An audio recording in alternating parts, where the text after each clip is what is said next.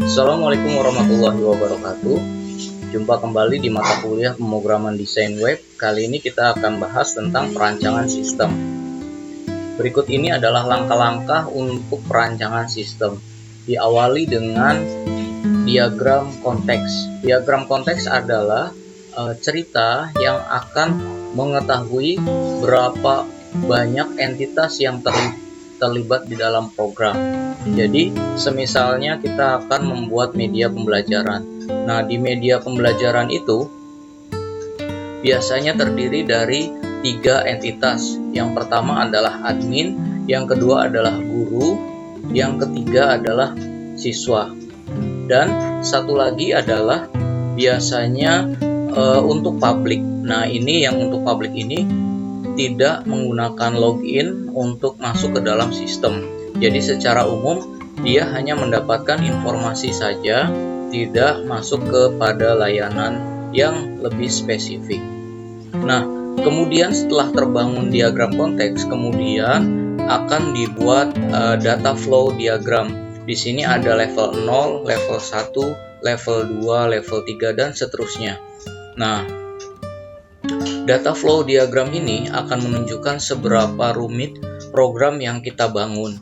Nah, biasanya dari sini pun bisa mengetahui harga dari sebuah sistem. Jadi, salah satu untuk mengambil misalkan ada pertanyaan berapa harga sistem ini, nah kita bisa baca dari DFD-nya ya. Semakin banyak proses yang dibuat, maka program itu akan semakin mahal. Jadi kita nggak bisa tawar-menawar tanpa mengetahui perancangannya terlebih dahulu.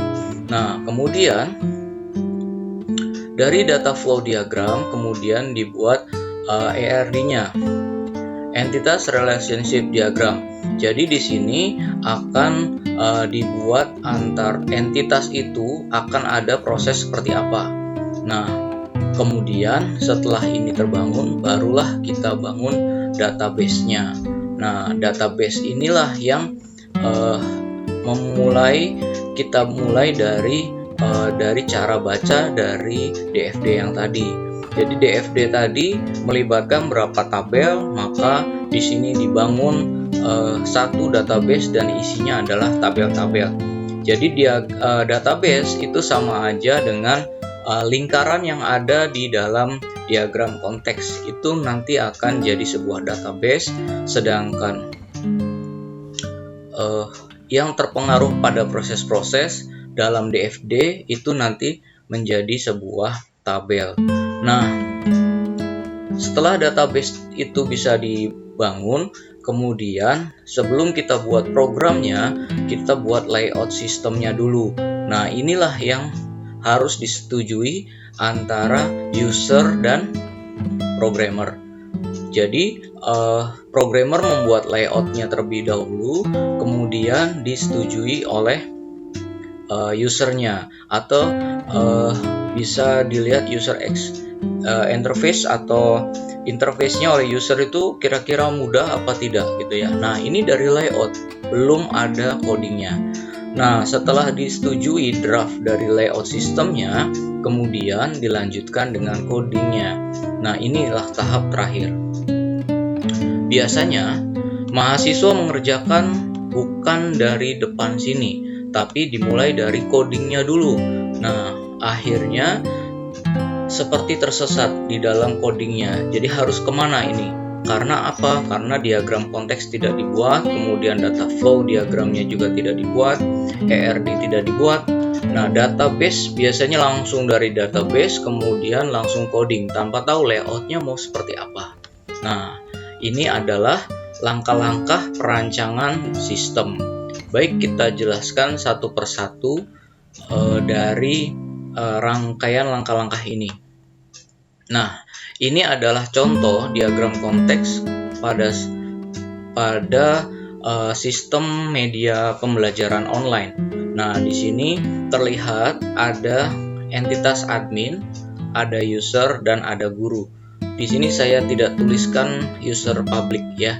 Public di sini tidak ada informasi yang digunakan untuk user public selain login. Admin di sini nanti ada panah menuju ke dalam sistem, itu isinya adalah mengisikan data user atau memvalidasi data user, kemudian memvalidasi data guru, kemudian memvalidasi materi, kemudian memvalidasi soal. Di sini ada materi dan soal. Nah, materi dan soal ini di sini terlihat bahwa hanya untuk satu mata kuliah. Jika ada banyak mata kuliah, maka di sini harus ditambahkan satu lagi adalah mata kuliah atau pelajaran, karena di dalam pelajaran nanti ada materi, kemudian ada soal. Nah, satu lagi kalau misalkan dikembangkan lebih jauh, di sini juga ada hasil ujian, ya.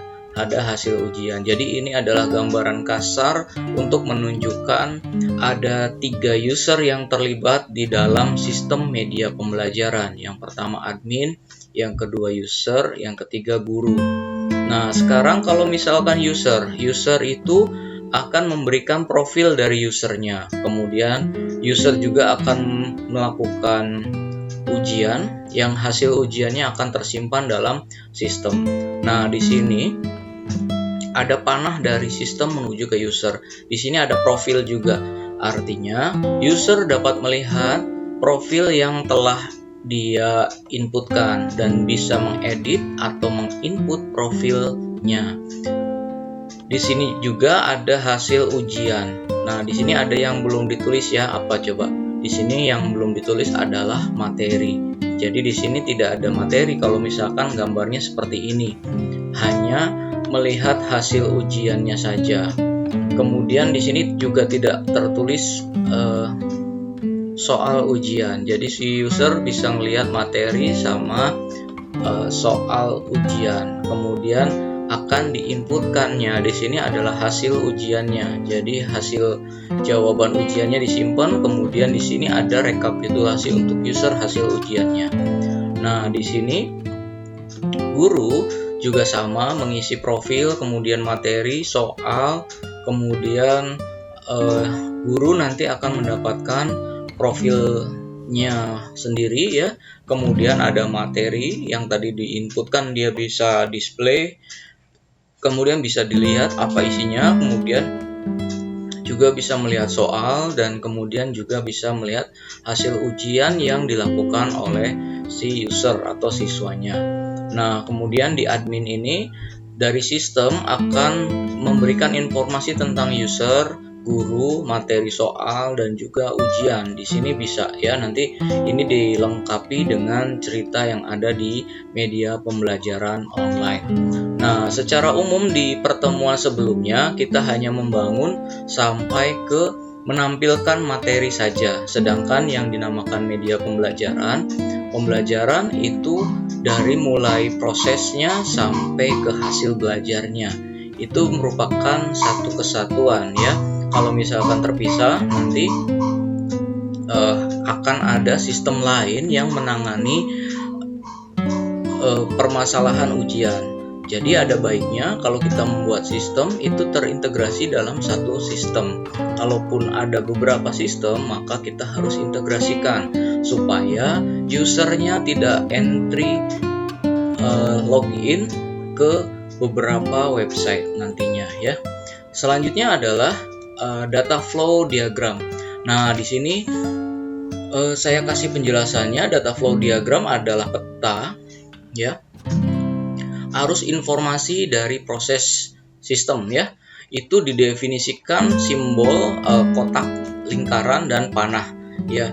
Kemudian ada kata untuk keterangannya untuk menunjukkan bahwa data input atau output ke storage point. Nah, storage itu adalah penyimpanan atau tabelnya. Dan kemudian ada tujuan dari masing-masing garis panah itu ya, yang menunjukkan bahwa itu merupakan data flow ya, atau aliran data. Kemudian data flowchart dapat dari yang sederhana sampai yang ditulis dalam multi level DFD ya. Jadi di sini dimulai dari level 0, kemudian level 0, level 1, 2, 3 dan seterusnya. Semakin tinggi levelnya maka akan semakin sederhana ya, karena hanya menjelaskan dari sebuah proses. Ini diambil dari lucidcard.com ya, silahkan dilihat, cek link di sini. Nah, kemudian notasi DFD itu ada dua ya, bisa mengikuti Jordan encode dan juga bisa mengikuti Gain and Sarson. Nah, kalau misalkan seperti ini, lambang entitas itu ditulis dua-duanya menggunakan kotak ya, baik Jordan maupun Gain. Kemudian proses itu kalau di Jordan ditulis dalam bentuk lingkaran, kemudian kalau untuk Gain ditulis dalam bentuk kotak, ada seperti ininya ya, ada judulnya di sini. Kemudian data store itu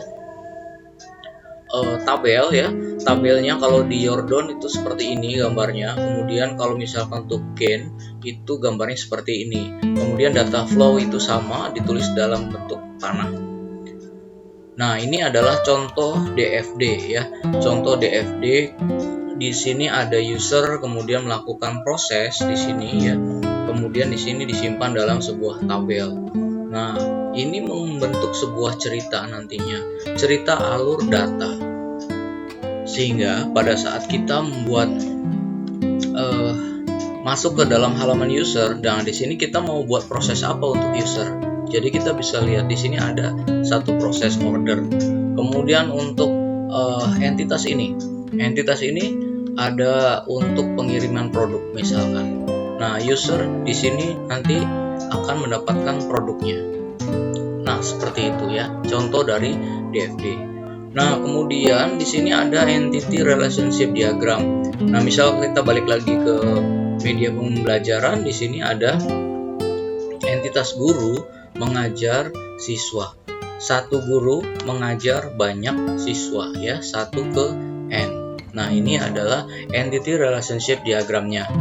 Selanjutnya adalah misalkan kita mau membuat database-nya.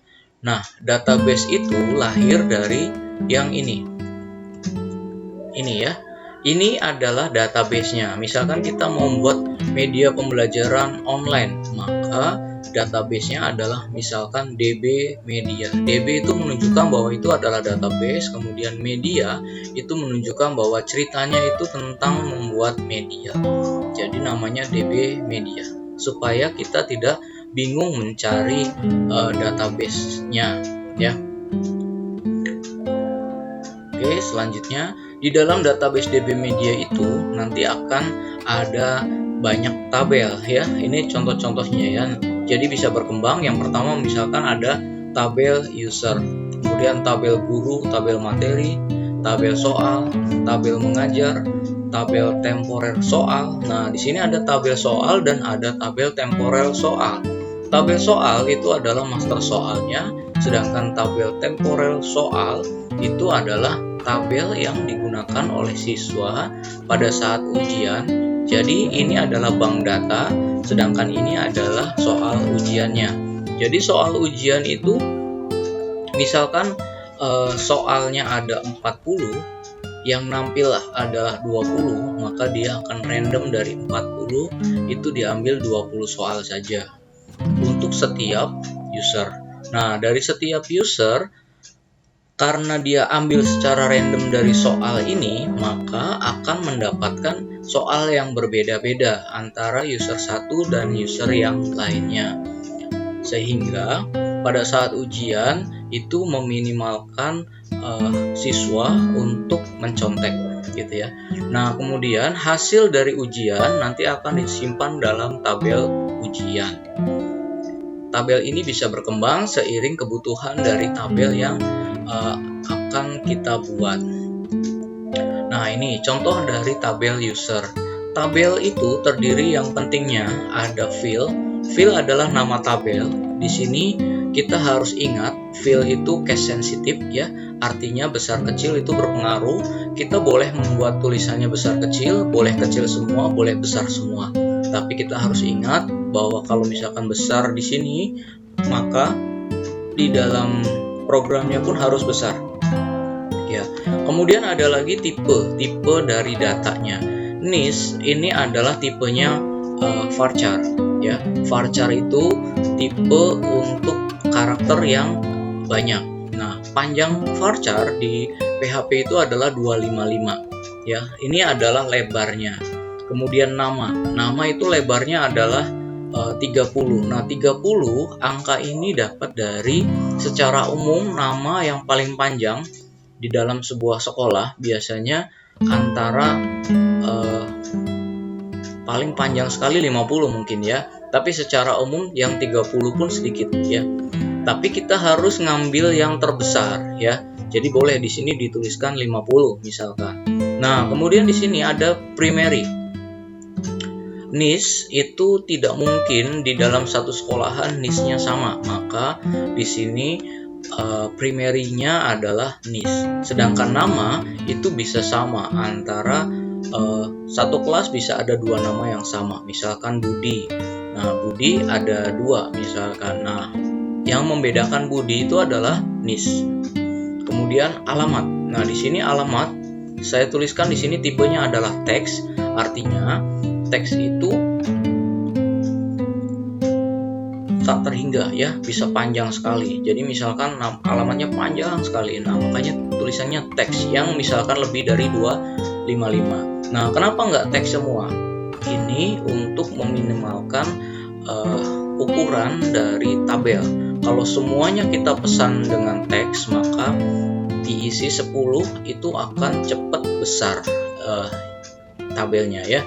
Nah, kemudian JK. JK itu kita akan tuliskan dengan karakter ya, misalkan L dan atau P ya di sini. Kemudian ada tanggal lahir, kita tuliskan dengan date, maka akan dituliskan secara default akan menuliskannya YYY tahun, bulan, tanggal. Y-nya pakai 4 ya, 4 karakter. Kemudian password. Password kita pakai varchar. Di sini akan ada yang namanya enkripsi, misalkan menggunakan MD5, maka kita gunakan lengthnya adalah 50. Oke, selanjutnya adalah tabel guru. Tabel guru sama dengan tabel siswa tadi, bedanya fieldnya ada NIP di sini ya. Kemudian ada lagi tabel materi. Nah, di sini tabel materi ada ID-nya di sini. ID tipenya integer ya, lengthnya 3. Lengthnya 3 itu berarti materi yang akan dituliskan maksimal itu adalah 999 materinya ya. Kalau misalkan materinya ada 10.000 materi, maka di sini lengthnya harus 4 ya. Karena kalau 4 maka lengthnya jadi 9999 gitu ya. Nah, di sini ada judul, kemudian ada deskripsi, kemudian ada file dari materinya. Kemudian ini adalah tabel soal pilihan ganda ya. Di sini pilihannya cuma sampai D, jadi bisa dikembangkan jadi sampai E ya. Nah, di sini isinya adalah soal, ada gambar soal. Karena di dalam soal itu biasanya ada gambarnya, maka kita sediakan gambar soal. Pilihan juga ada yang pilihannya gambar, maka di sini juga ada pilihan yang tulisan dan ada pilihan gambar. Kemudian jawabannya, gitu ya. Biasanya ada juga di sini ada waktu pengerjaan untuk soal tersebut. Kemudian ini kita bisa lanjutkan ya selanjutnya ya.